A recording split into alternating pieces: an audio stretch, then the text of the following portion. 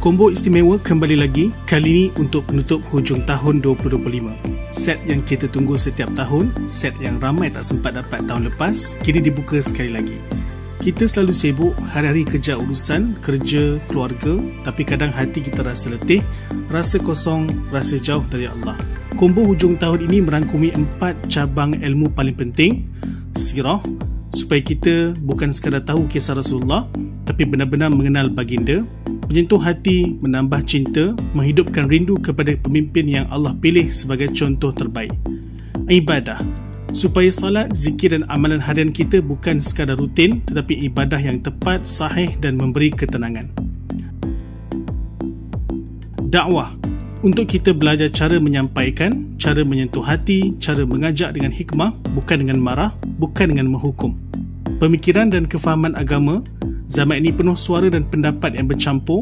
Ilmu ini membantu kita berfikir lurus, memahami agama dengan seimbang dan tidak mudah keliru.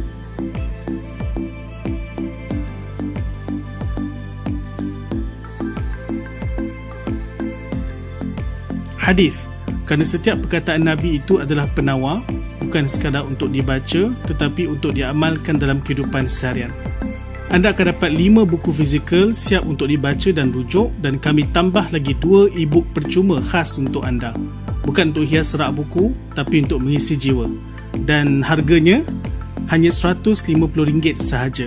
Bukan RM210, bukan RM180. Jimat hampir RM70 daripada harga asal. Kami tahu akhir tahun ramai nak mula reset diri, combo ni memang untuk itu.